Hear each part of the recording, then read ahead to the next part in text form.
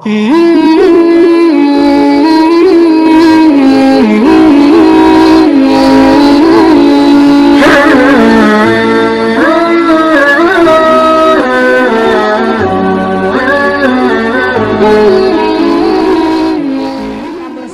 bareng-bareng kepadamu, mau anak-anak sampai dewasa sampai kakek-kakek, mereka berselawat bareng-bareng kepadamu ya Muhammad. Aku tidak bisa mencatat betapa banyak pahala yang Allah turunkan di tempat itu. Maka bapak-bapak, ketika bapak berkumpul seperti ini, perbanyak bersalawat. Bapak tidak bisa memperbanyak amal dengan tahajud, tidak bisa memperbanyak amal dengan duha, tidak bisa memperbanyak amal dengan Senin Kamis, maka perbanyak amal ketika duduk dan tempat seperti ini, banyak-banyak bersalawat. Kenapa? Pahala yang Allah turunkan lebih banyak nilainya daripada air hujan. Maka saya mau ajak bersalawat ini. Bisa? Bisa? Kalau tadi kita dengar lagu yang cak cak cak cak cak, nah, saya mau ajak kita bersalawat. Bisa? Saya mau dengar ibu-ibu dulu yang merasa jenis kelamin laki-laki, diam. Kita dengar ini ibu-ibu ya, sambil perbaiki duduknya bu. Ya, ayo salawat bareng-bareng. Yuk, yuk, ikuti saya. Salatullah Mullah ala toha Salatullah ala Yasin. Alhamdulillah. Terima kasih bu. Pak, ini bukan kencang, ini namanya syahdu. Suara gini yang kasih nafsu kita laki-laki. Makanya ibu-ibu terutama yang janda, kalau ditelepon sama suaminya orang jangan mendayu-dayu. Assalamualaikum ibu. Waalaikumsalam. Bagaimana suaminya rada tergoda? Lagi di mana ibu? Di rumah aja pak. Lagi ngapain? Baring dong. Bagaimana suaminya rada tergoda? Yang kencang dong, tegas. Assalamualaikum bu. Waalaikumsalam. Lagi di mana? Di rumah. Lagi ngapain? Apa kau tanya-tanya? Berhentilah dia telepon kau. Waalaikumsalam. Ada janda di sini? Ada? Ada duda? Ada? Selesaikan urusanmu besok sebelum hari kiamat jemput. Ibu-ibu dayang, kita dengar bapak-bapak. Ayo, ayo, saudaraku yang merasa jenis kelamin laki-laki, Allah menyediakan pahala yang sangat besar bagi mereka yang bersalawat. Salawat ini dengan meriah. Ayo. Salatullah Salamullah ala toha lillah. Salatullah Salamullah ala Yasin. Mereka yang malu bersalawat tidak akan disaksikan oleh Rasulullah kelak. Ayo jangan malu-malu salawat bareng-bareng semua, laki perempuan, anak muda, pejabat, non pejabat. Ayo bareng-bareng.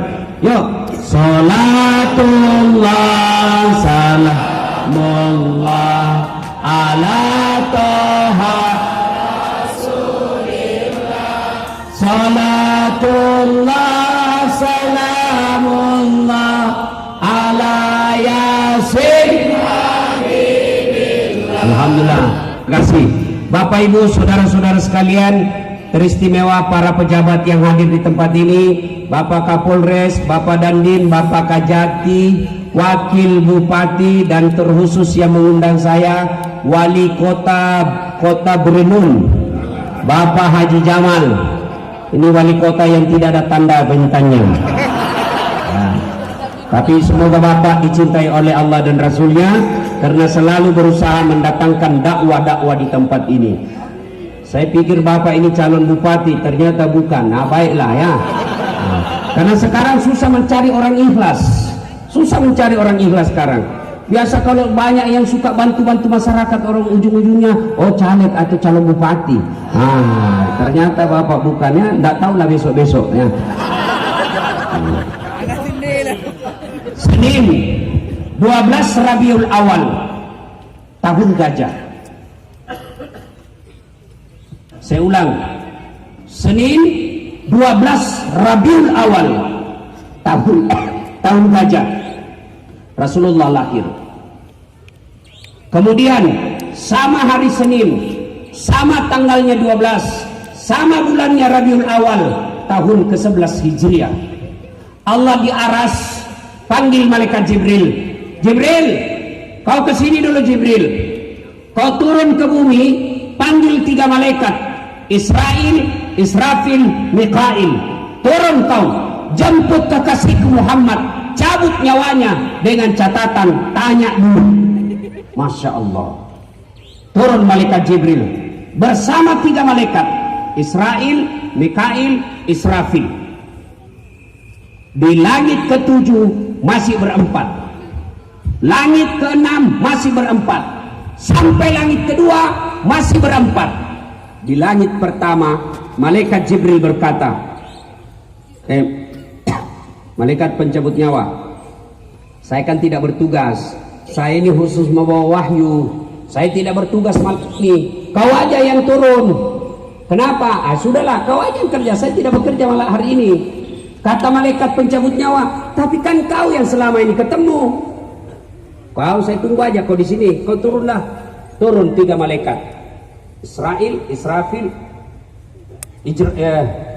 Mikail. Turun. Nabi lagi demam. Makanya saya agak cemas ini karena saya juga demam sekarang. Tunggu ketuk. Assalamualaikum warahmatullahi wabarakatuh ya Rasulullah. Fatimah buka pintu. Tidak ada orang Abah. Kata Rasulullah, sudah ada di sampingku. Lalu malaikat pencabut nyawa ini berkata, ya Muhammad, maafkan saya. Hari ini saya diperintah Allah untuk mencabut nyawamu dengan catatan kalau kau mau. Kalau kau mau saya cabut nyawamu hari ini. Kalau tidak mau dipindah sampai kau mau. Masya Allah. Kira-kira kalau Bapak Ibu ditanya apa jawabannya?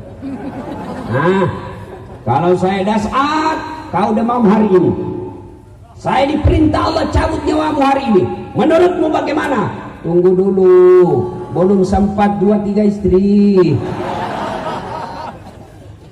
Apa jawaban Nabi? Ya, malaikat.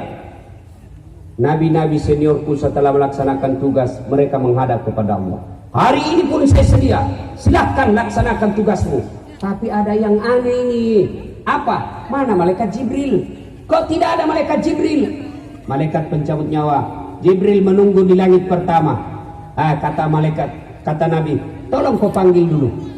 Tolong panggil, ada sesuatu yang saya mau tanyakan. Naiklah malaikat pencabut nyawa. Jibril, dia cari kau temanmu. Saya bilang memang kau ikut, kau banyak bicara juga. Kau turunlah. Turun malaikat Jibril. Malaikat Jibril itu kalau ketemu dengan Nabi langsung muncul di depan Nabi seperti iklan di televisi. Wani piro, ada kan iklan Wani piro, seperti itu langsung muncul malaikat Jibril. Lalu bertanyalah Nabi, ya Jibril, kalau hari ini saya harus menghadap kepada Allah, tolong beritahu saya berita gembira. Kata malaikat Jibril, ya Muhammad, seluruh malaikat yang pernah Allah ciptakan sekarang ngantri menunggu kamu. Apalagi Jibril, ya Muhammad, kalau ada dosa dan kesalahan yang pernah kau lakukan, Allah telah mengampuni dosa-dosamu sebelum engkau wafat. Alhamdulillah. Apalagi, ya Muhammad, seluruh nabi dan rasul dari Adam sampai Isa alaihi salam haram masuk surga sebelum engkau lebih dulu masuk ke dalamnya. Alhamdulillah kata Nabi. Tapi Jibril, itu kan saya tidak cemas soal diriku. Yang aku cemaskan umatku yang ada di Bernun, umatku yang ada di Aceh. Saya tidak pikir soal diriku, bagaimana umatku setelah aku tinggalkan. Lalu Jibril berkata, baiklah kalau begitu, saya tanya dulu kepada Allah. Naik lagi malaikat Jibril, turun lalu memberi kabar gembira. Ya Muhammad, saya mendapat berita gembira dari Allah. Apa gerangan Jibril? Allah menyampaikan kepadaku, sampaikan kepada Muhammad, meskipun dia tidak berada di tengah-tengah mereka umatnya, meskipun Muhammad sudah tidak berada di tengah-tengah umatnya, selama mereka berpegang kepada Quran. Saya ulang, Kata Jibril, Muhammad kau tidak usah cemas, selama umatmu berpegang kepada Quran Sunnah, selama itu umatmu akan aman sampai di akhirat, meskipun engkau sudah tidak di tengah-tengah mereka. Alhamdulillah. Lalu mundur malaikat Jibril, maju malaikat pencabut nyawa. Kata malaikat pencabut nyawa, Muhammad, maafkan saya harus melaksanakan tugas. Kata Nabi, silakan. Maju malaikat pencabut nyawa, dicabut rohnya Nabi, perlahan-lahan keluar dari telapak kakinya. Roh Rasulullah keluar meninggalkan betis sampai ke paha, menggigil seluruh tubuh Nabi. Keluar keringat dari pelipis Nabi, keringat biji-biji di dahi Nabi. Lalu Jibril membelakang, dilihat oleh Nabi. Lalu Nabi bertanya, ya Jibril, kenapa kau palingkan wajahmu? Apa kau jijik melihat saya? Wahai Jibril, kenapa kau belakangi saya? Apa kau jijik melihat wajah saya? Kata Jibril, ya Muhammad, demi Allah dan Rasulnya yang menguasai langit dan bumi, saya tidak jijik melihat wajahmu. Saya tidak jijik melihat wajahmu sekarang ini, tapi saya tidak tega melihat engkau menghadapi sakaratul maut. Lalu Nabi bersabda, ya Jibril, andai saja Allah tidak sayang kepadaku, maka saya akan rasakan betapa sakitnya sakaratul maut ini. Bapak Ibu, Nabi yang pernah melakukan eksperimen, pertama kali melakukan percobaan sakitnya mati, Nabi Sulaiman alaihi salam. Nabi Sulaiman berkata, Nabi Idris, mohon maaf, Nabi Idris alaihi salam berkata, ya Allah, saya mau rasakan bagaimana sakitnya Nabi. Allah perintahkan, cabut nyawanya. Dicabut nyawanya Idris alaihissalam. Setelah itu beliau kumpulkan sahabat, saudara-saudara sekalian, Anda mau tahu sakitnya sakaratul maut? Ya Rasulullah, sakitnya sakaratul maut 1000 kali kita dikuliti hidup-hidup baru sama sakitnya sakaratul maut. Sudah kurang baterai. 1000 kali kita dikuliti hidup-hidup baru sama sakitnya sakaratul maut. Ada yang pernah dikuliti di sini? Ada? Idris alaihissalam pernah rasakan sakaratul maut. Lebih sakit kita dikuliti 1000 kali daripada sakaratul maut. Maka Nabi meneteskan keringat-keringat. Lalu Nabi bersabda, sakitnya sakaratul maut ini, dengar doanya Nabi, ya Allah, sakitnya sakaratul maut ini jangan kau timpakan kepada umatku, jangan kau berikan kepada umatku sakitnya sakaratul maut ini. Cukup saya saja merasakannya ya Allah, jangan kau berikan kepada umatku. Bayangkan Pak, Nabi minta supaya sakitnya sakaratul maut tidak dikasih kepada kita. Nabi minta, ya Allah, seluruh sakitnya sakaratul maut kumpulkan kepadaku, dan hanya saya saja yang merasakan sakitnya ini. Tapi ketahuilah saudara, satu golongan orang yang paling menderita menghadapi sakaratul maut, manusia yang paling sengsara menghadapi sakaratul maut, anak yang durhaka kepada kedua orang tuanya. Coba kita lihat di tengah-tengah kita Pak. Saya hormat kepada bapak ibu, ibu-ibu yang membawa anaknya masih balita, tega sampai tengah malam begini, rela dilakukan karena antara mau menidurkan anak dengan mau dengar ceramah. Insya Allah bapak ibu yang membawa anaknya dengar ceramah ini, Allah muliakan ibu. Kadangkala saya melihat ibu-ibu malu di tengah orang banyak, dia gendong anaknya, mau pulang nggak mau pulang, mau juga dengar ceramah, tinggal dengar ceramah anaknya menangis, tentu rasa malu Pak. Kita pasti rasa malu ketika orang mendengar ceramah anak kita nangis. Tapi ini ibu tega, dia tanggung rasa malunya untuk apa? Karena ingin dengar ceramah dan mengabaikan karena sayangnya sama anak. Ibu-ibu seperti ini insya Allah dirindukan oleh surga. Maka demi Allah, anak yang durhaka kepada orang tuanya, jangankan masuk surga, baunya surga kau tidak akan dapat. Sayang 1000 sayang anak-anak kita sekarang lebih hormat sama pacarnya daripada ibunya, lebih hormat kepada pacarnya daripada bapaknya. Kalau bapaknya tegur, nak jangan kau keluar malam-malam nak, tidak bagus anak gadis keluar malam-malam. Apa jawab anaknya? Ma, itu kan dulu, sekarang lain, milenial, dongok. Sekali cowoknya, terserah abang aja deh. Hei cewek, tidak akan berkah hidupmu kalau kau lebih hormat sama cowokmu daripada bapakmu. Kalau bapaknya mau jabat tangan, tidak dicium. Ibu-ibu pernah lihat anak-anak kita jabat tangan? Ibu-ibu sering anaknya jabat tangan sama ibu? Sering? Cium tangan? Enggak, disliding. Cium tangan itu begini. Ini hebat.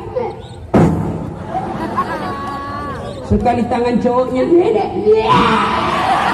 Belum nenek. Gara-gara pacarnya ngodok. Adindaku sayang, kemanapun kau pergi aku akan mengikutimu. Gunung kan ku daki, lautan ku seberangi, masjid kau lewati, cewek, malam minggu ditelepon lah sama cowoknya, dek, acara apa malam minggu? Nggak ada kak, ayo kita pergi lihat-lihat bulan. Gimana? Pinggir pantai, jauh sekali kau pergi lihat bulan. Di rumahmu juga bisa kau lihat bulan, tinggal buka pintu, lihat kau nampak itu bulan. Pergi dia lihat bulan. Sampai di sana tempat rekreasi sewa villa berdua. Pergi, tinggal berdua sama cowok cewek satu kamar. Hancurlah kau. Itu kalau cowok sama cewek satu kamar, ibarat ikan kau tutup sama kucing. Oh senang kucing, papa. Itu cowok kalau sudah satu kamar. Pertama dia bilang, coba lihat tanganmu deh, halus betul ya. Kata cewek, iya dong, saya kan anak mami. Dongok beleng-beleng. Akhirnya apa? Ini lagi naik sini.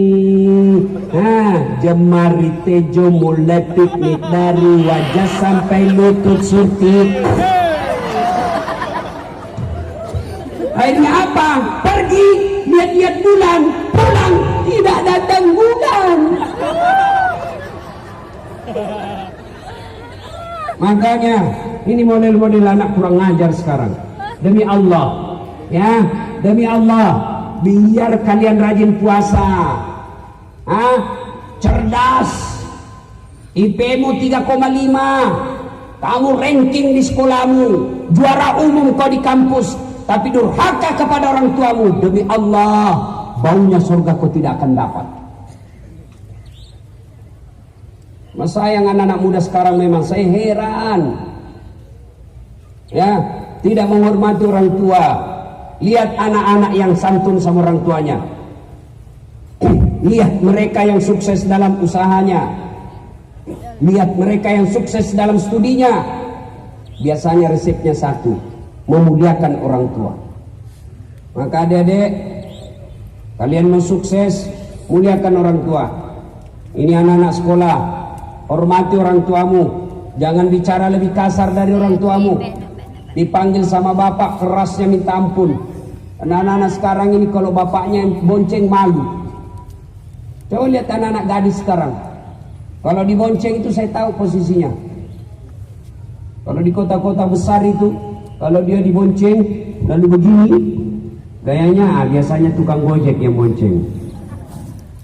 Kalau dia begini, biasanya pacarnya yang bonceng. Tapi kalau dia begini pegang besi di belakang, itu bapaknya yang bonceng.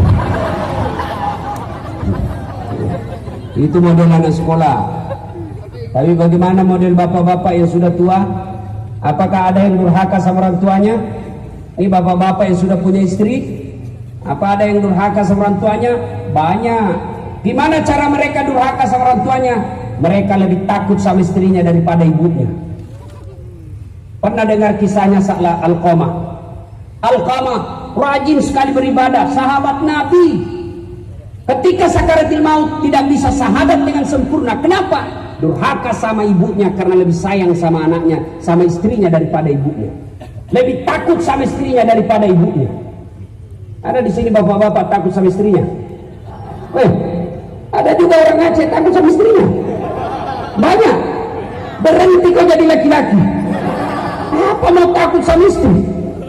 Semua gaji kita dia yang ambil.